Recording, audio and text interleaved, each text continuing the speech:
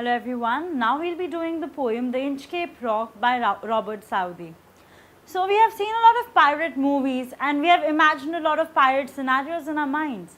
And always the pirate is the cooler guy. The pirate emerges out as the winner. But in this poem, which was actually inspired by a legendary story of a pirate who removed the bell placed at the Inchcape Rock by an abbot. So Robert Southey was inspired by this story and he created this story into a ballad by the name of The Inchcape Rock. So let us first read the poem. No stir in the sea, no stir in the air, no stir in the sea. The ship was still as she could be. Her sails from heaven received no motion. Her keel was steady in the ocean. Without either sign or sound of their shock, the waves flowed over the Inchcape Rock. So little they rose, so little they fell. They did not move the Inchcape bell.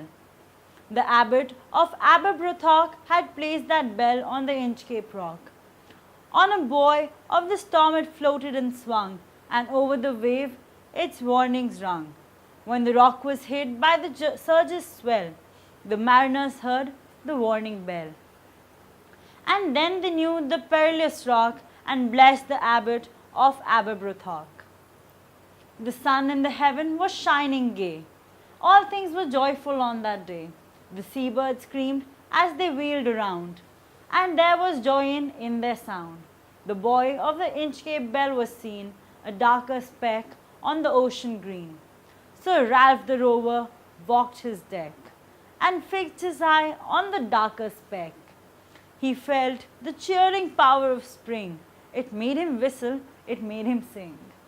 His heart was mirthful to excess, but the rover's mirth was wickedness. His eye was on the Inchcape float.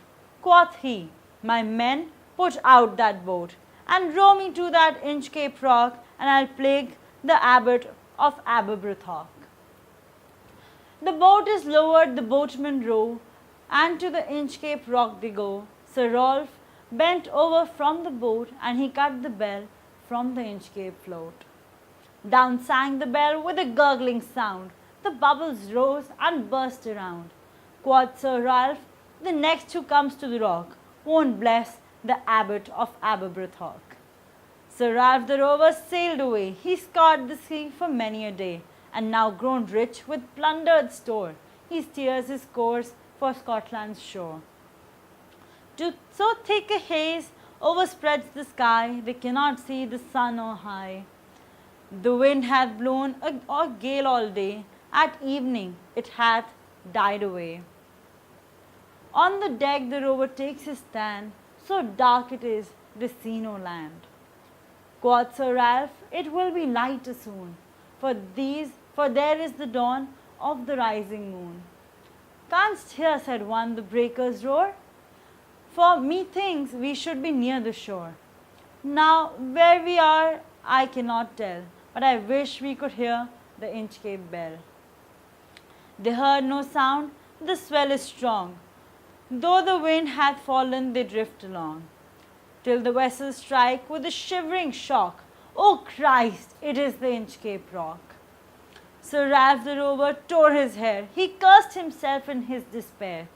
The waves rush in on every side. The ship is sinking beneath the tide. But even in his dying fear, one dreadful sound could the rover hear. A sound as if with the Inchcape bell, the devil below was ringing his knell.